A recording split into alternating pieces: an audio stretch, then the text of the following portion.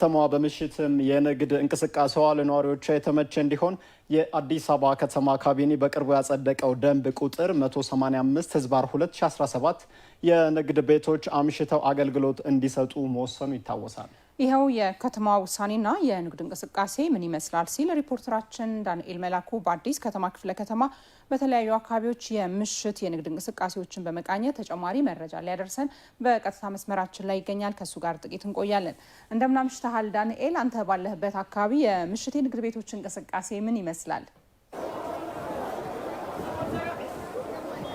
አመሰግናለሁ። እንደምናመሻችሁ ንጉሱና ኢየሩሳሌም። እንግዲህ ቀደም ሲል እንዳነሳችሁት እንግዲህ አዲስ አበባ ከተማችን የተለያዩ ስራዎች የደመቀች ነው የምትገኘው። በተለይ ደግሞ የምሽት የንግድ እንቅስቃሴ ውስጥ ምን ይመስላል የሚለውን ኤሜን በአዲስ ከተማ ወረዳ 10 በተለይ ደግሞ ፎይታ የገበያ ማዕከል አካባቢ ተገኝቶ የምሽት የንግድ እንቅስቃሴው ምን ይመስላል ሲል ቅኝት አድርጓል። እንግዲህ እዚህ አካባቢ ያለው የሚያሳየን በርካታ ሀገሮች እንግዲህ 24/7 ቀን ሰርተው ነው መበልጸግ የቻሉት። ለዚህም ምሳሌ የሚሆኑ ማሳያዎች ቦታዎች እንግዲህ አሁን እንገኝበት የፎይታ የገበያ ማዕከል ነው። እንግዲህ እዚህ አካባቢ ላይ ይህንን የንግድ እንቅስቃሴ የተመለከተ የተለያዩ ዞር ብለን ምን ይመስላል ስንል ቃኝተናል።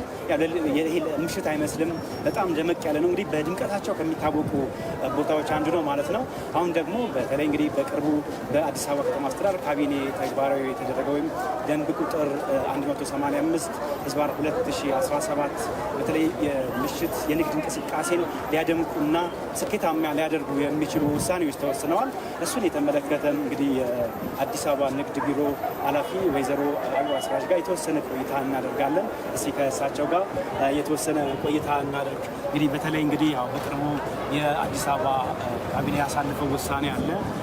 እንግዲህ በተለይ በምሽት የንግድ ተቋማት እንቅስቃሴያቸው የደመቀ እንዲሆን ከመደበኛው ባለፈ አዲስ ወጥቷል። አጠቃላይ ጊዜ የወጣው የደንቡ ዓላማና አተገባበሩስ ምን ይመስላል? በሱ የተወሰነ ሀሳብ ቢሰጡ። እሺ፣ እኔም አመሰግናለሁ።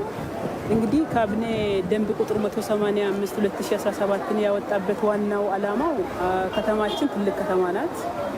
ሶስተኛ የዲፕሎማቲክ መቀመጫ ከተማ ናት። የአፍሪካ የፖለቲካ መዲና ናት።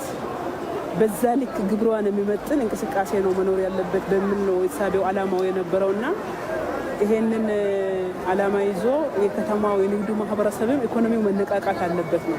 ኢኮኖሚው በምሽት 12 ሰዓት በኋላ ሁሉም ሱቆች፣ የንግድ ተቋማቶች ተዘግቶ ቤት እንዲገባ ሳይሆን ኢኮኖሚው መነቃቃት አለበት። ማህበረሰቡ የባህል ለውጥ ማምጣት አለበት ነው ትልቁ። ከተማችን እንደምታየው በ7ቱም ቀን 24ቱም ሰዓት ተሰርቶ ነው የተለወጠው። በአጭር ጊዜ ውስጥ ተለውጦ ተወዳዳሪ ከተማ መሆን የቻለው።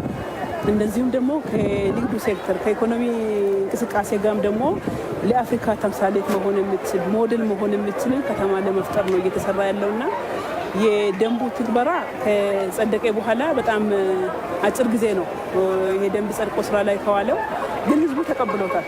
ህዝቡ የተቀበለበት ዋናው ምክንያት አብሮ የታሰቡ ነገሮች በጣም ሙሉ ነበሩ። የጸጥታ ጉዳይ አብሮ ታስቧል። የታክስ ጉዳይ አብሮ ታስቧል። ትራንስፖርት ጉዳይ ተመሳሳይ ደግሞ ዛሬ ዞር ብለንም ለማየት እንደሞከር ነው የባንኮችም ንግድ ተቋማቶች ውስጥ አንዱ ባንክ ነው። ማንኛውም ንግድ ተቋም እንደተባለው አዋጁ ላይ በግልጽ እንዳስቀመጠው ማለት ደንቡ ላይ በግልጽ እንዳስቀመጠው ባንኮችም ይሄንን ተቀብለው ስራ እየሰሩ ነው የሚገኘውና ይሄ ተሟልቶ ስለተገባበት ማህበረሰቡ ተቀብሎ ብዙ ግንዛቤ ፈጠራ ላይም ጊዜ አልፈጀብንም። ገና ይሄ ደንብ ከጸደቀ 1 ወር ነው፣ ግን ሙሉ በሙሉ በሚቻልበት ደረጃ ወደ ትግበራው ተገብቷል። ከዚህ በኋላ ደግሞ እኛም ዞር እያል እየደገፍናቸውም እየሰሩ ይገኛሉ።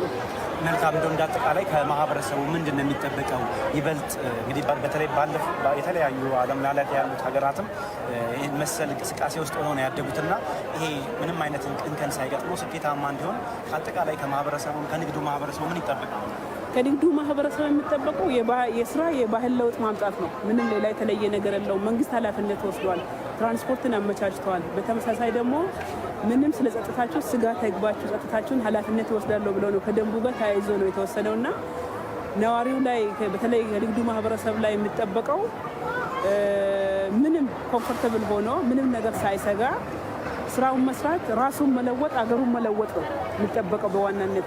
ሁለተኛ ደረጃ ላይ ደግሞ ሸማቹ ላይም ቀን በተለያየ ስራዎች ቢዚ ሲሆን የሚውል ሰው ከምሽቱ እስከ 3 ሰዓት ተኩል የፈለገውን ነገር ግብይት ማድረግ ይችላል ማለት ነው። ምንም አይነት እጥረት ሳይፈጠር፣ ሰላሙ ሳይጎዳ፣ ትራንስፖርቱ ላይ ጉድለት ሳይኖር ይሄንን ስራ መስራት ስለሚችል ሸማቹንም ነጋዴንም በዚህ ስራ ላይ የስራ ባህል ለውጥ አምጥታችሁ ገብተን ቤታችን ከልጆቻችን ጋር ከቤተሰብ ጋር ብዙ ጊዜ በወሬ የምናሳልፋቸው ሰዓታቶች አሉ።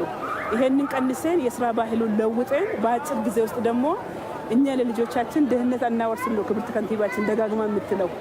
የተሰራችን ከተማ ለማስረከብ ነው እየተሰራ ያለውና ይሄ ደግሞ በከተማ ውበት ብቻ ሳይሆን እንደዚሁም ኢኮኖሚዋ የበለጸገና ከኛ ተርፎ ለልጆቻችን ደግሞ የበለጸገችን ከተማ ለማስረከብ የስራ ባህል ለውጥ መጥቶ መሰራት አለበት።